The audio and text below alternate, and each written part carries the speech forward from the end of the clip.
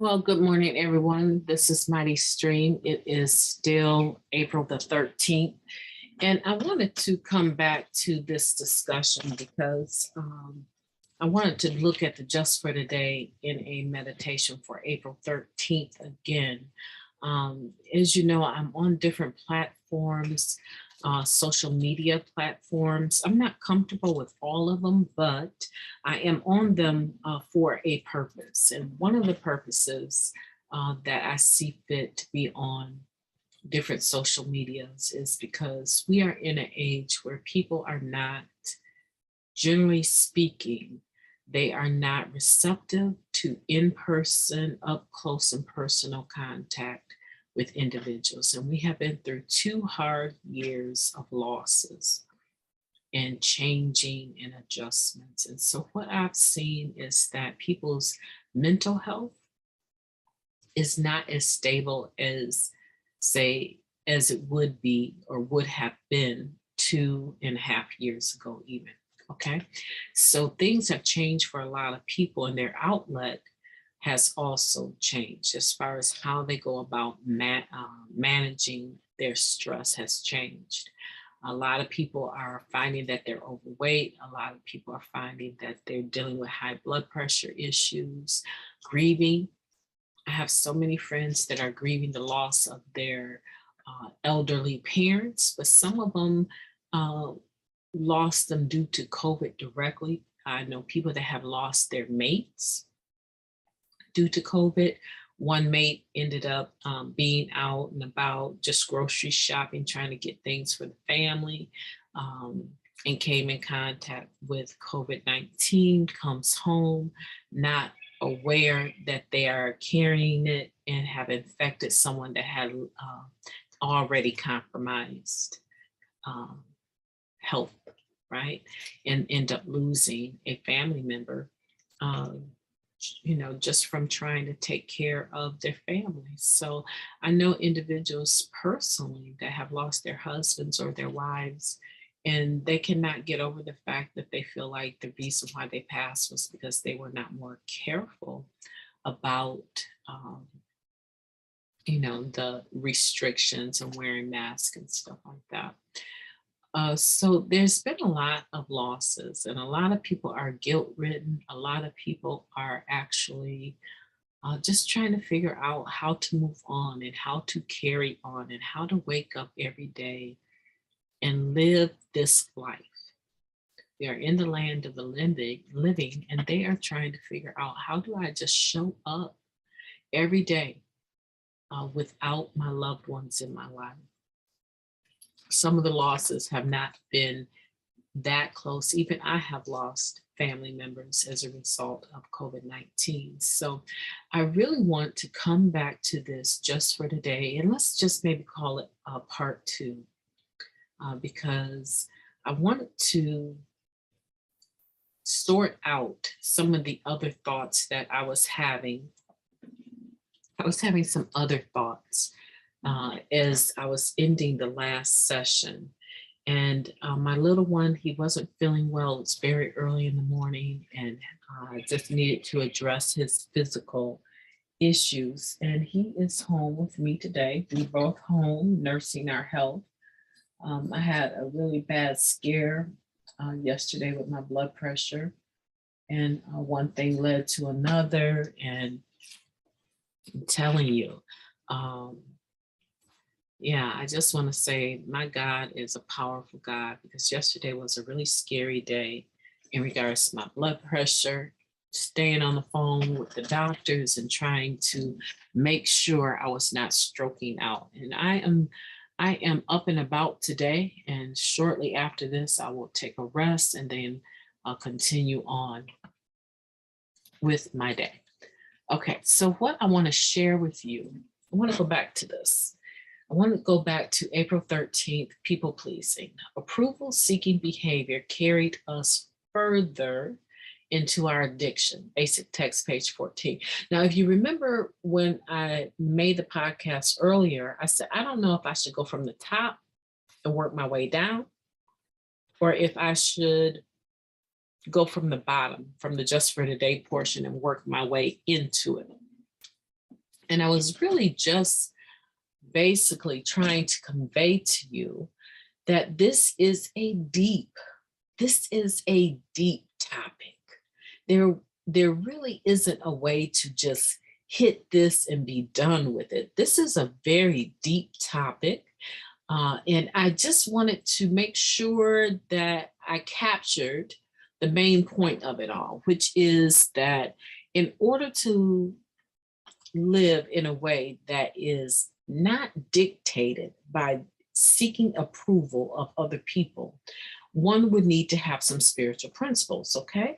So these spiritual principles are not the type of principles that you can just wake up and say, I got them because I'm alive. It doesn't work like that. And I gave you, if you can recall, I gave you an example of humility. And I said to you that humility is not something that people just naturally have. And that I had even made a post, right? That in order to get a redo, you really have to have a higher power.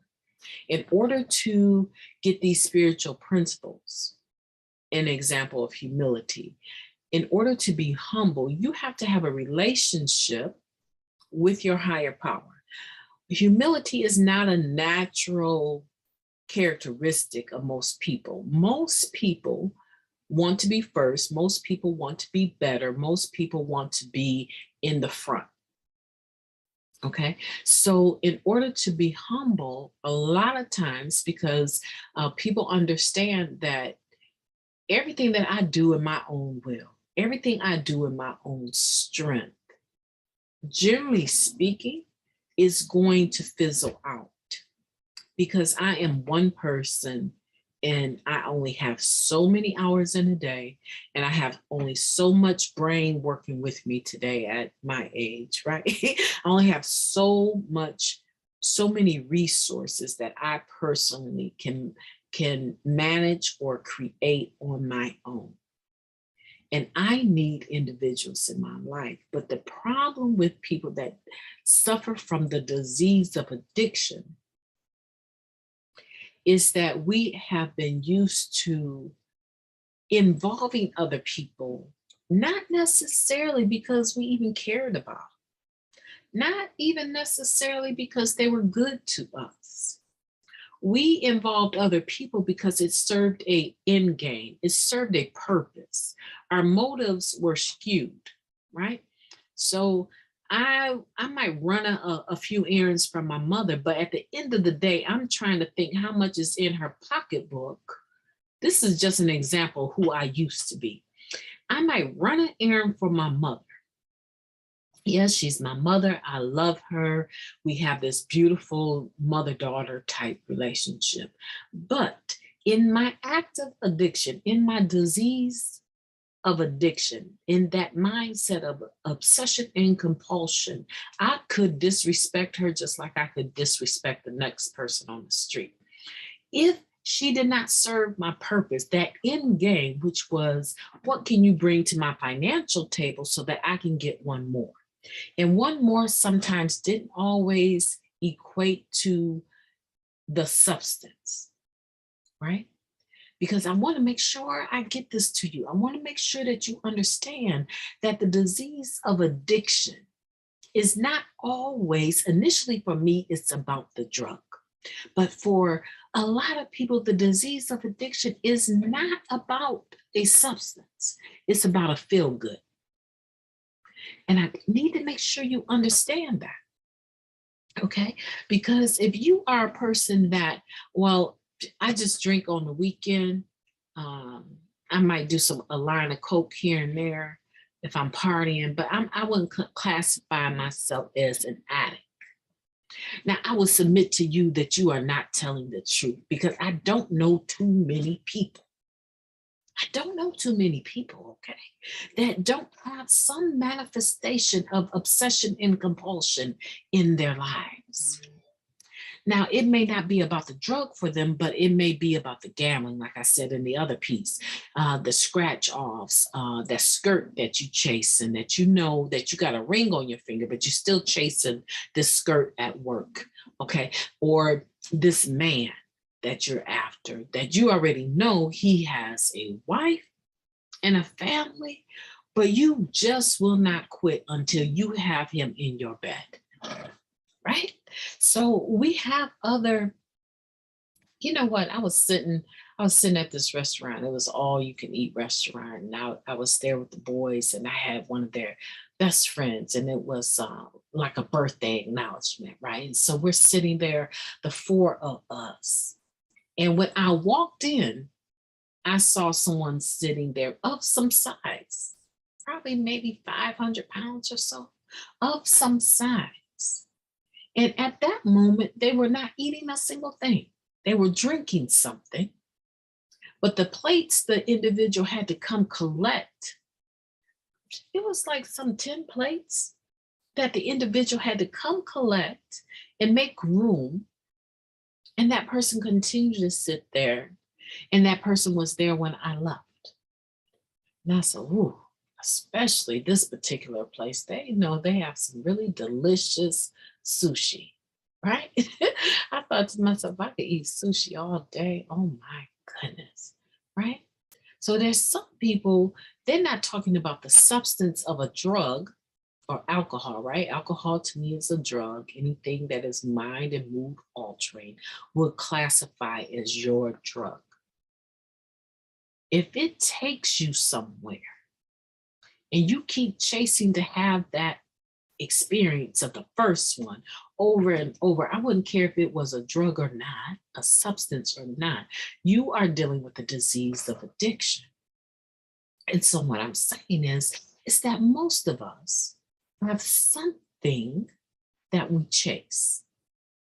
Everybody may not be aware of it, but a lot of us have something that we still chase, even if it is not per se a drug substance. And I want for everyone to understand that people that suffer from the disease of addiction, they can take the medicine, right? They can take the medicine to curb that appetite. The medicine is within the 12 steps of the program. The medicine comes in step one when you admit that you have a problem and that your life has become unmanageable, that you have absolutely no control over the disease of addiction. Two, that you have come to believe that you can be restored to sanity. Three, that you would turn your will and your life over to the care of God as you understand. That's a lot. Your will and your life over to the care of God as you understand. You know, in some faiths, when you talk about will, you talk about mind, will, and emotion, the soul of a person, right? You're talking about mind, will, and emotion. So you're turning your soul over to the care of God as you understand. It, she, him, whatever your higher power is, or whoever. Hopefully, if you're listening to this, you understand that sometimes we, individuals who have suffered from the disease of addiction, seeking recovery today, we have turned our will over, right? The care of our lives, our will, our mind, will, and emotions, our soul over, I guess is what I'm saying. We have turned that over to another human being instead of like an eternal higher power. We have turned it over to a mortal, right? And so what happens is that because we have turned it over generally to someone else has become our God, our higher power. Something has become our God or our higher power.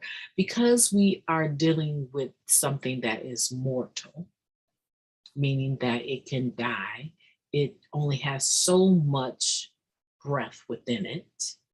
And it is classified as a thing, a person, place, or thing. And people are human and humans err. Thing, they all expire at some point. I have a beautiful, beautiful, beautiful Jack LaLanne juice maker.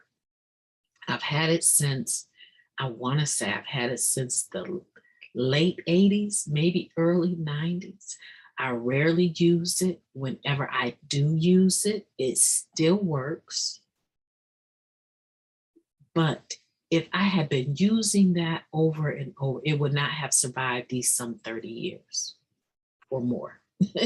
Most generally speaking, even a rainbow, uh, a rainbow vacuum sweeper, these things have warranties on them, lifetime warranties, because they know the physical thing is going to wear out, but they will replace it because they believe in the product that much, right? So people, places, and things.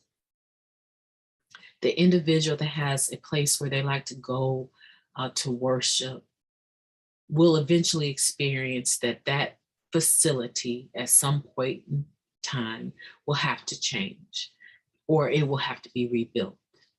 Because even the roofs that people put on today, you only get 30 years with the shingles, right? So everything we know, rust and moths can come in and take it away, or death can come and take it away, or imperfection can come and take it away. And as a result, so then if we are looking to those things as our higher power and thinking that they can approve us or they can disapprove us, and that's our tendency when we suffer from the disease of addiction, we're more worried about what the next person thinks than what our higher power thinks. Well, actually, the next person has become our higher power, right? So we've kind of misaligned some things. And then we wonder why when someone is on Facebook and they don't like our posts, and we know that they've seen it because they're on somebody else's page. Now, I'm really talking here. Right? Because you can almost follow the activity of the footprint, the digital footprint of some folk, right? So when they're on someone else's page and they give them a heart, then you make a post and you can see they gave that person a heart not too long ago because you also saw the same post and you liked it or hearted it, right? And then they don't even leave you a like, or even a sign that they have been across your post. And then all of a sudden, now your mood swings from being way high to being way low because you feel this individual that you're seeking, maybe sometimes unconsciously, but you're seeking this approval from, they are not giving it to you. So there we go at the beginning. When others approve of what we do or say, we feel good. When they disapprove, we feel bad. That is your first sign that you are within your approval-seeking behavior. Now, am I saying that you should go through life not ever caring about the people within your network, the people within your home, the people that you work with, not ever caring about what they have to say or think about what you're doing? Absolutely not, because we know no man is an island.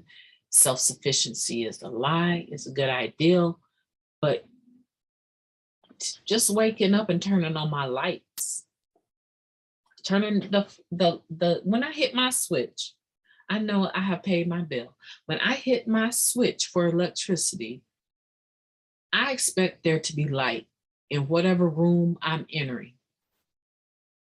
If there isn't light, I don't think, oh, something is wrong with consumer energy. I think, let me go down here and look at the fuse box. That's what I think.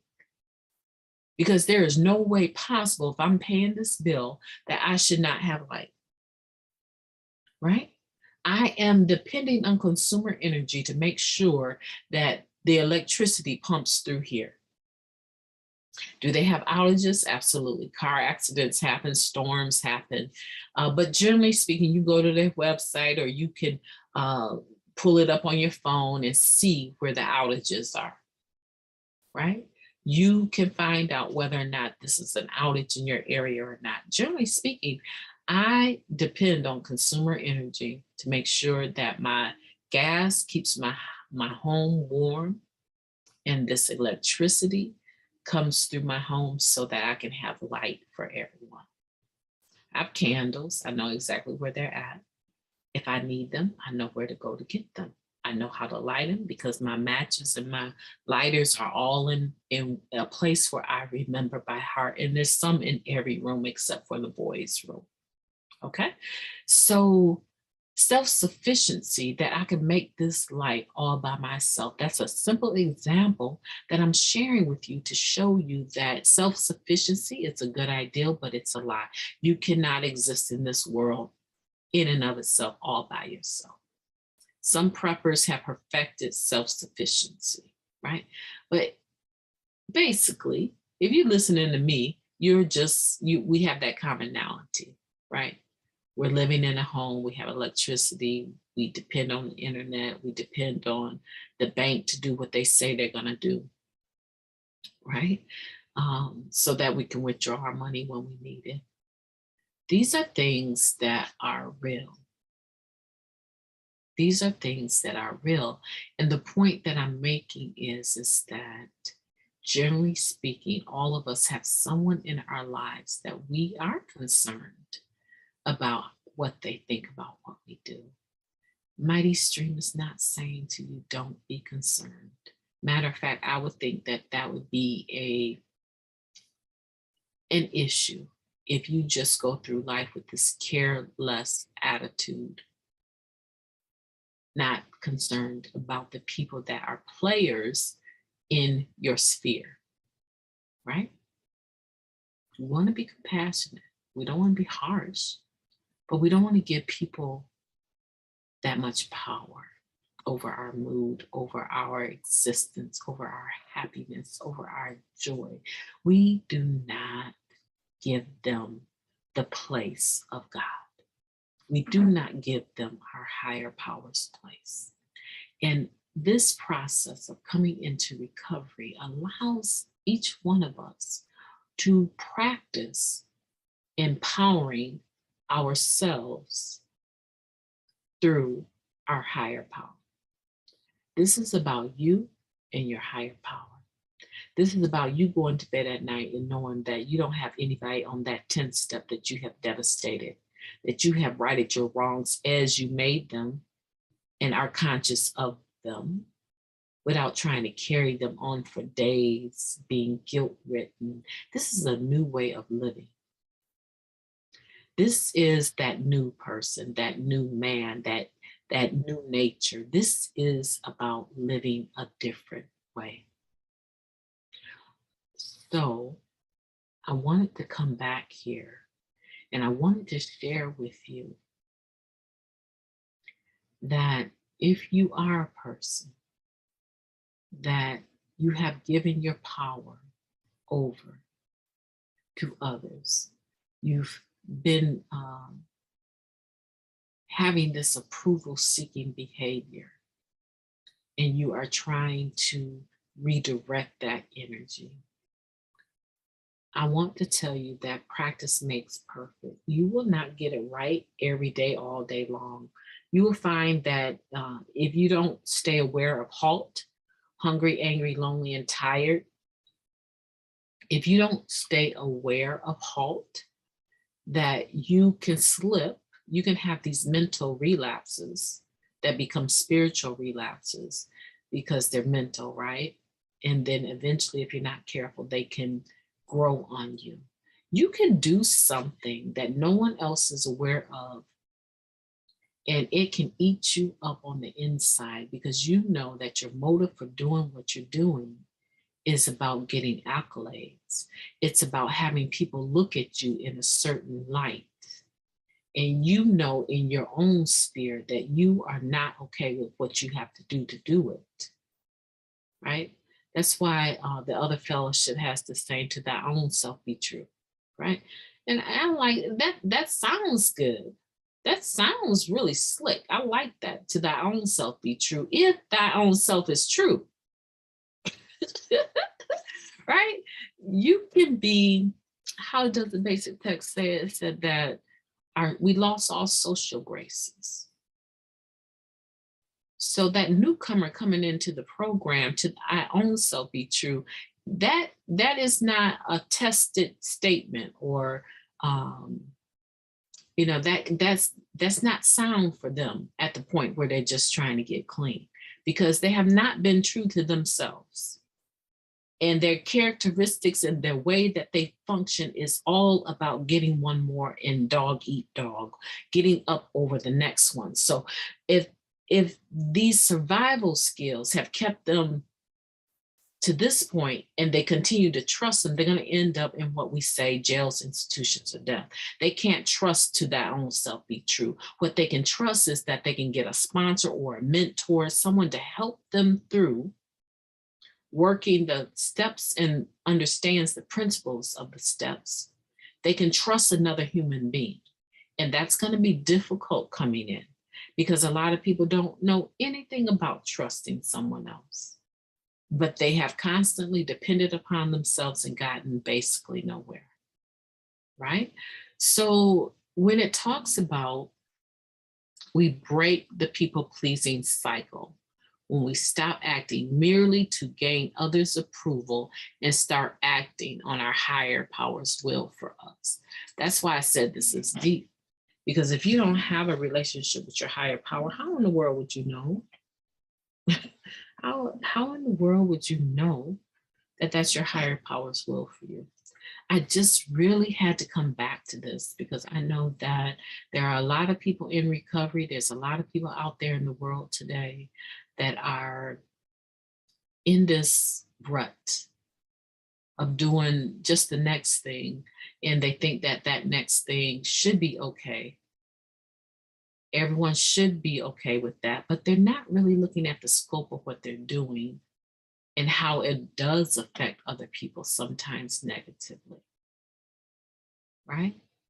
If I go into, okay, there's this place that makes cakes and I needed a big cake, and I had given them 6 days in advance to make the cake. I show up on the morning that I'm supposed to get the cake, come to find out every order they received on that day was tucked off into a corner, and they had over 10 cakes they needed to make, and they made mine within 20 to 30 minutes.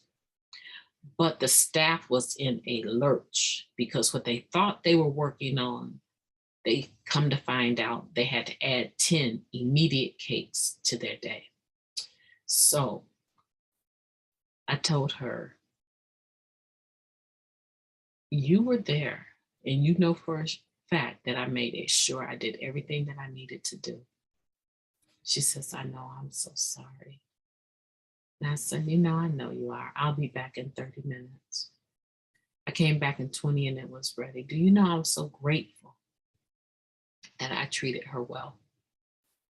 I ended up with it. I ended up for a $40 cake paying $10, not even $10, right? So I was really grateful that I knew who I was. I knew who I was trying to get approval from, my higher power.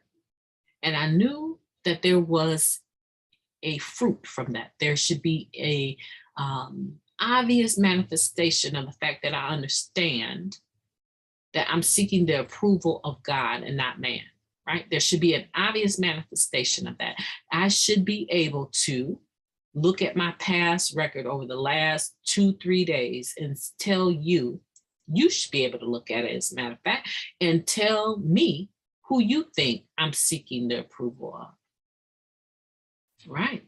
So when your life becomes open to that point, where others could, if they wanted to, scrutinize it, and they would be able to tell you, she do a lot in the community. And one thing I can tell you about her, she's very humble, but she's serious about what she does. And she is not trying to get all the accolades, even though she's getting them. That's not her most important thing. Her most important thing is making sure that she does what she was created to do, right? I know people like that in my life. And when people look at your life, they should be able to see the fruit of what you're trying to do or who you're seeking approval from. They will be able to just look at that in a second and say, okay, She says she's spiritual. She says she's working on spiritual principles, but yeah, I just saw her cuss a whole person, a whole store out over a cake. Wrong answer. You see what I'm saying? I'm not really concerned that people would look at my life and see something different, right? That's not the purpose of my life. But if it ever was under scrutiny, they should be able to come back and say, that's a person living by spiritual principles.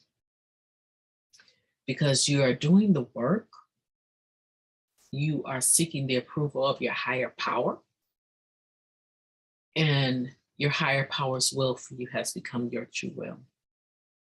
That's another one of our readings, right? That's where we're all trying to go. That's where we want to be able to wake up every day saying, you know what, no matter what has gone on, I'm at peace because I've settled yesterday with yesterday. And if you owe some amends, make them. Not necessarily what I'm sorry, but that's, with improving the behavior. Okay. So I hope that's helpful to you. I wanted to just double back and hit this one more time. This is such a beautiful reading. This is one of the readings that, like I say, there's a few readings that I remember the date of them and what the topic is. This is going to be added into my tool belt. April 13th is very powerful, talking about people pleasing. This might be one you want to add. I'll see you guys soon. Talk to you tomorrow. Now, we ready to eat? Yeah.